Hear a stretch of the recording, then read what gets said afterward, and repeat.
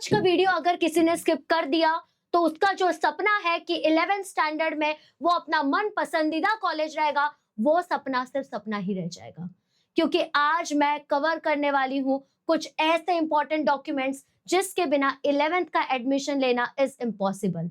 अब एक चीज मैं तुम लोगों को अवेयर करना चाहती हूँ कि बेटा इसी टाइम पे सबसे ज्यादा फ्रॉड्स होते हैं। आप कोई गलत वेबसाइट पे अगर अपने डॉक्यूमेंट्स डाल दे तो ट्रस्ट मी, आप लोगों को ये प्रॉब्लम होगा कि आपके डॉक्यूमेंट्स का मिसयूज हो जाए।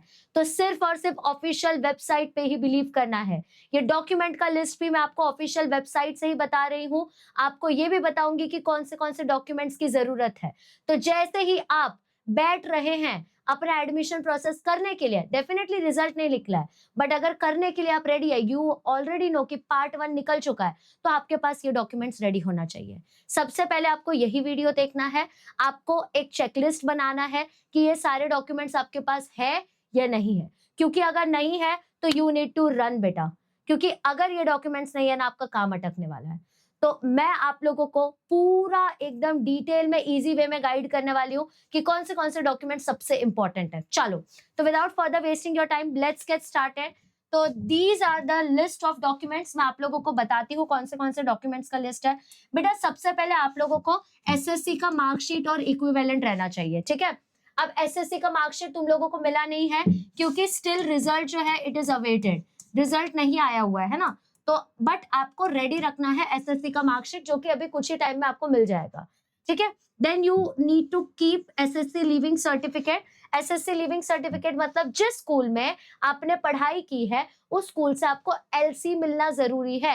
अब ये भी डॉक्यूमेंट आप अभी के अभी तो रेडी नहीं कर सकते क्योंकि रिजल्ट ही नहीं निकला है, ठीक है। Then caste certificate. अगर बेटा आप SC, ST, VJ, NT, OBC, SBC, SC, BC इन सब कैटेगरी से बिलोंग करते हैं तो आपके पास कास्ट सर्टिफिकेट रहना बहुत जरूरी है। क्योंकि अगर आपके पास वैलिड कास्ट सर्टिफिकेट नहीं है तो बेटा आप लोगों को बेनिफिट्स नहीं मिलेगा। Let me tell you the benefits of caste certificate. आपको कम मार्क्स में भी अच्छे कॉलेजेस मिल सकते हैं। तो do not lose that opportunity. अपना कास्ट सर्टिफिकेट अभी के अभी अपडेट करा के रेडी रखना है बेटा।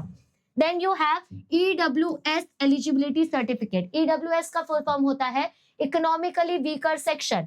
तो अगर आप इकोनॉमिकली वीकर सेक्शन से बिलोंग करते हैं तो इसका एलिजिबिलिटी सर्टिफिकेट आपको अभी के अभी रेडी करके ही रखना है, क्योंकि इससे भी बेनिफिट मिलता है। अगर तुमने आज ईडब्ल्यूएस बना लिया, आज कास्ट सर्टिफिकेट को तुमने अपडेट कर लिया, तो 12th के बाद भी जो सबसे टफेस्ट एडमिशन राउंड्स होते हैं उसमें भी हेल्प मिलेगा। नेक्स्ट है नॉन क्रीमी लेयर का सर्टिफिकेट। नॉन क्रीमी लेयर मतलब जो डेजिग्नेटेड इनकम है, अगर उस डेजिग्नेटेड इनकम से कम है आप लोगों का इनकम तो आपको नॉन क्रीमी लेयर का सर्टिफिकेट लगेगा। मतलब कि आप लोगों को जो बेनिफिट्स है ना कास्ट सर्टिफिकेट के, वो मिलने वाला है। जो क्रीमी लेयर में आते हैं, जैसा हम बोलते हैं ना मिल्क के ऊपर क्रीम होना, तो क्रीम मतलब जिसका इनकम प्रॉपर है, even though they belong to minority but उनका इनकम जो है वो प्रॉपर है, तो उन लोगों को यहाँ पे बेनिफिट्स नहीं मिलते हैं। बट अगर आप नॉन क्रीमी लेयर में बिलोंग करते हैं, आपका इनकम कम है, फैमिली इनकम कम है, तो उस सिनेरियो में you need to present non creamy layer का सर्टिफिकेट। इसको भी रेडी कर लेना, नहीं तो caste certificate is completely invalid for you, ठीक है। नेक्स्ट है डिसेबिलिटी सर्टिफिकेट। अगर आप लोग दिव्यांग या डिसेबल्ड में कंसिडर होते हो तो अपना ये सर्टिफिकेट रेडी रखना है, क्योंकि इसके भी बेनिफिट्स है बेटा।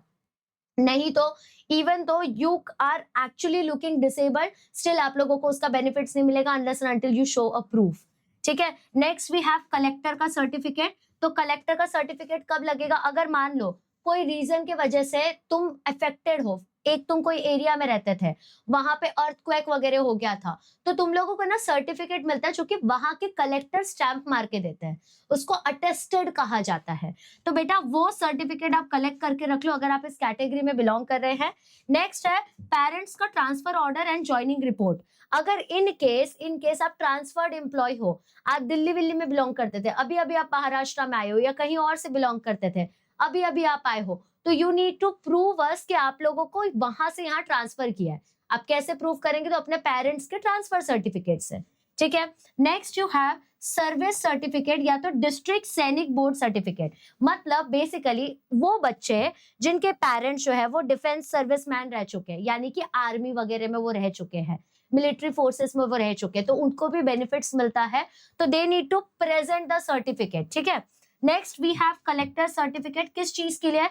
तो अगर आप फ्रीडम फाइटर जो शहीद हो चुके हैं बेटा, उन लोगों के फैमिली में से बिलोंग करते हैं या उनके नॉमिनीज में है, तो भी आप लोगों को बेनिफिट है, बट उसके लिए आपको कलेक्टर का सर्टिफिकेट, अटेस्टेड सर्टिफिकेट लगेगा, तो वो भी रखिएगा।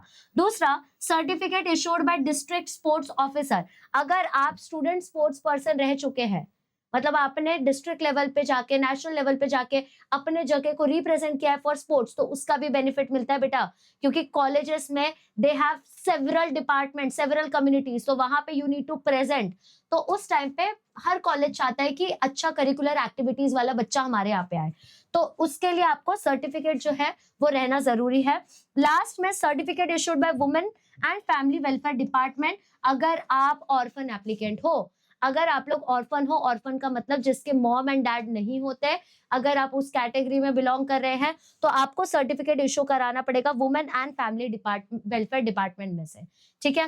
And I know most of the cases में आप लोगों को कौन सी चीजें लगने वाली हैं, मैं ब्लैक से डाल देती हूँ। एसएससी मार्कशीट जो अभी नहीं मिल रहा है, SSC leaving certificate, caste certificate, EWS eligibility, non creamy layer, ठीक है, और ज्यादा से ज्यादा डिसेबिलिटी सर्टिफिकेट। बाकी सारी चीजें जो है ये रेयर केसेस में आती है, यूजुअली ये बच्चे नहीं मिलेंगे मुझे अभी जो बच्चे देख रहे हैं, ठीक है। तो एटलीस्ट ये सारे डॉक्यूमेंट्स रेडी रखो, उसके अंदर इनको तो तुमको वेट ही करना पड़ेगा, फर्स्ट और सेकंड कैटेगरी को।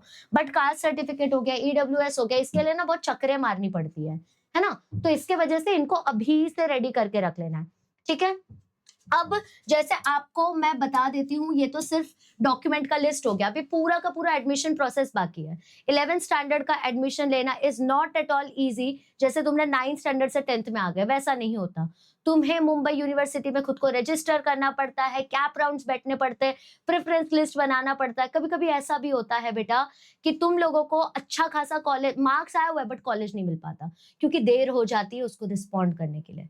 तो इसीलिए ये चैनल को सब्सक्राइब करके रख लेना है, सो दैट आप लोगों को करेक्ट इन्फॉर्मेशन मिले, ठीक है। आई होप आपको ये वीडियो हेल्प किया होगा। और अगर आप लोगों को हमसे पर्सनलाइज्ड अटेंशन चाहिए, आपने सोच लिया आपको साइंस ही स्ट्रीम लेना है, तो आप लोगों के लिए एक बैच हम लोगों ने लॉन्च किया है, दैट इज नीव बैच। जैसे नीव कोई जगह का एक बेस बनाता है, वैसे ही ये बैच आप लोगों का 11th 12th standard and CET plus JEE Mains भी कवर करेगा। इसमें हर सब्जेक्ट के लिए डेजिग्नेटेड टीचर्स होंगे, जो कि 5 से 6 साल के ऑफलाइन प्लस ऑनलाइन एक्सपीरियंस के साथ है। तो आप लोगों को टेंशन लेने की जरूरत नहीं है। हमारे पास 2 ऑफर है, एक है 1 ईयर का जो कि 3000 रुपीज का है, और दूसरा है 2 ईयर का जो कि 5500 का है। बस आपको 5500 पे करना है, एंड 2 साल के लिए आपका पढ़ने का जिम्मेदारी हमारा, ठीक है। But in case if you want कि तुम्हें नहीं भाई, तुम्हें तो ऑफलाइन ही जाके पढ़ना है, तो उसके लिए भी यू हैव वो मोर ऑफर। आप लोग अपने नियरेस्ट वेदांतु के सेंटर पे जा सकते हैं, एंड अभी भी ऑफर चालू है, वहां पे जाके 90% स्कॉलरशिप जो है बेटा वो अवेल कर सकते हैं। दोनों के लिंक जो है वो बेटा डिस्क्रिप्शन में है, जाओ जाके अपना बैच सिक्योर कर लो, सो दैट तुमको कोई टेंशन ना हो, सिर्फ पढ़ना हो, ठीक है। Thank you so much for joining in. जो बच्चों ने आज ये सेशन देखा है, आई होप आप लोगों को ये डाउट क्लियर हुआ होगा, और कुछ भी अगर आपको डाउट आ रहा है तो प्लीज कमेंट सेक्शन को अपना पर्सनल स्पेस समझिए और वहां पे अपने डाउट्स डाल दीजिए। ओके बेटा, all the best, I will be there with you.